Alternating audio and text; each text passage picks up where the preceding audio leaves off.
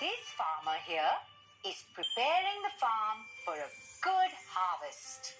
Soon he will sow seeds for his new crop. And take a look at this young boy in the hall. I think he's attending an examination. Now look at these vegetables on the hot pan. Within a few minutes, piping hot food would be served to the family. Now what is special here? All these people use some things for a particular purpose. A farmer uses a tractor for plowing. A student uses a pen to write. We cook vegetables to provide ourselves a nourishing meal. There are so many things around us. All these things we use to satisfy and serve our needs. These are called resources. A resource is anything that can be used to satisfy a need.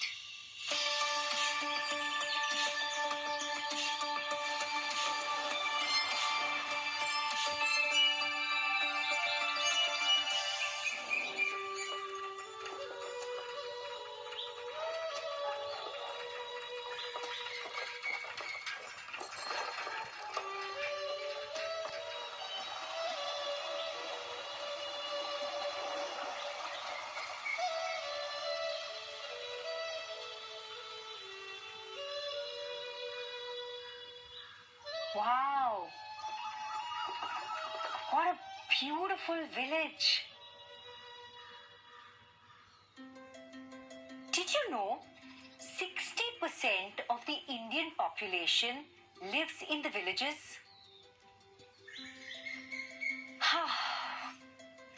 People here are so close to nature. They say that the soul of India resides in its villages.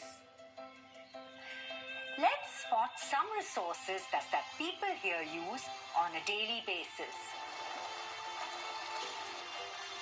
We use water for agriculture, to quench our thirst and to wash our clothes.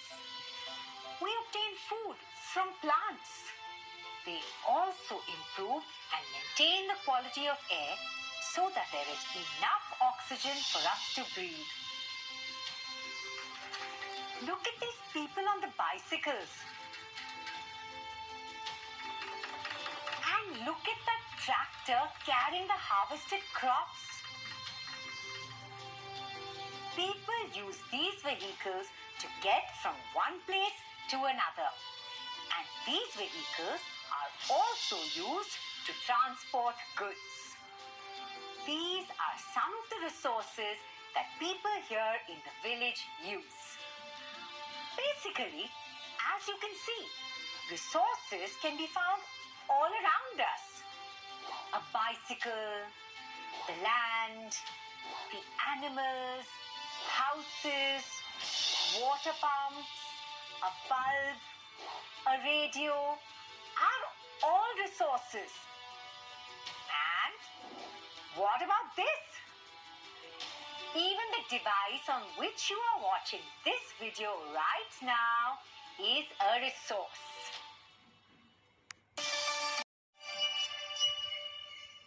So you notice how we are dependent on all of these things to perform different tasks. Well, all these things are useful to us, right? All these things have some utility. So utility or usability is what makes any object a resource. Like some of the things that we looked at. But think about it. Does every object have a utility? Is everything around us a resource?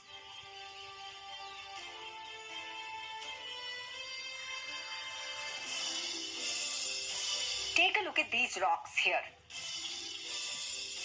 Do you think they have a use? Can you think about some of their uses?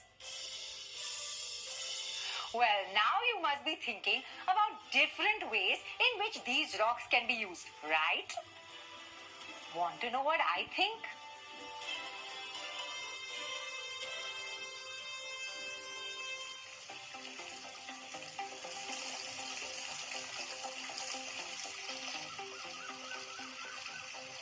Looks beautiful, doesn't it?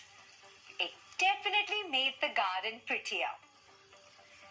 What else do you think a rock can be used for?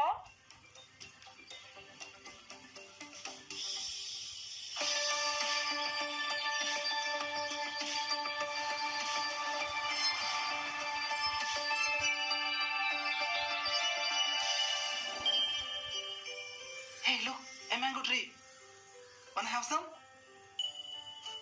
But it's too high. Can you reach?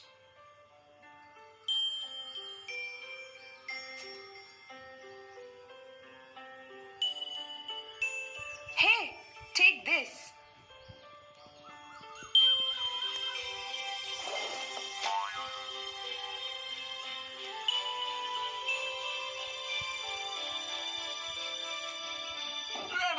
Run! Okay, that was not an appropriate use of the rock. The mangoes on that tree are not for free. The mango trees inside this property are owned by this guy. What is he going to do with all these mangoes?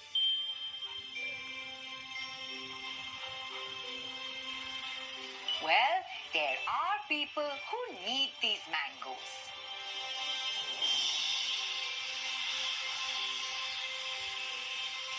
The mangoes will earn him some money. Simple. That is how we can say that the mangoes have an economic value.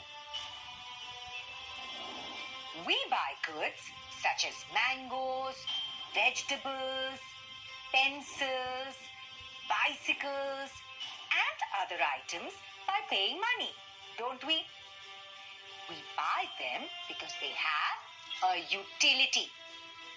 Now, this utility makes them economically valuable.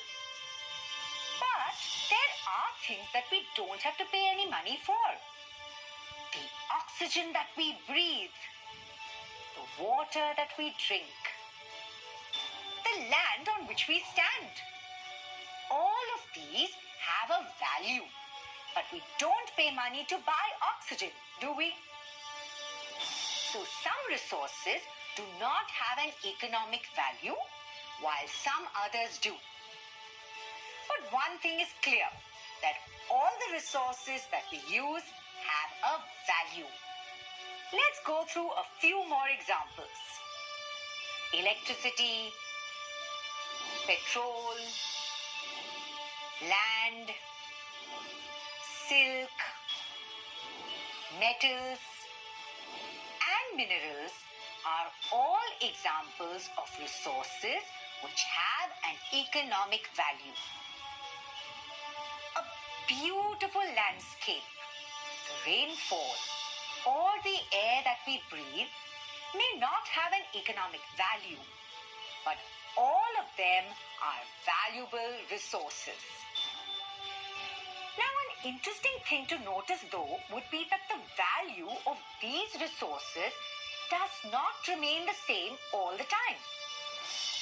What do you think I mean by that?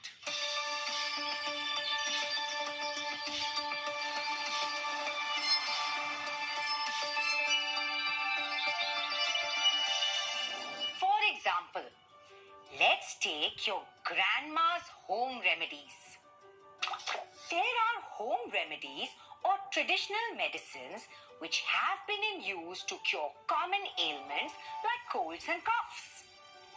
There may not be an economic value to these remedies yet, although they have been in use for a long time. But today, most of us are unaware of such household remedies.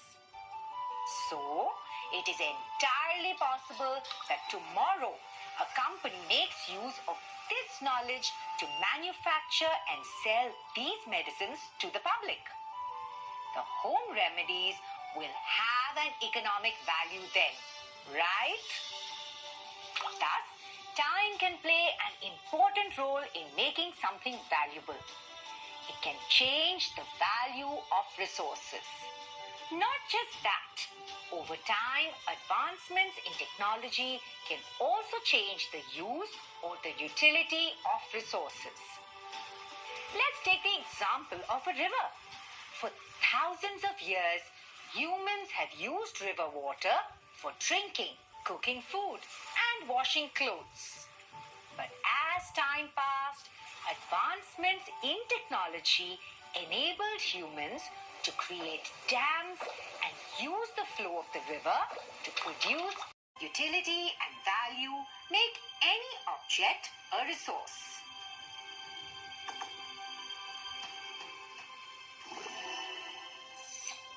Resources that can be sold and bought have an economic value. Example, electricity, petrol, land, silk, metals, and minerals.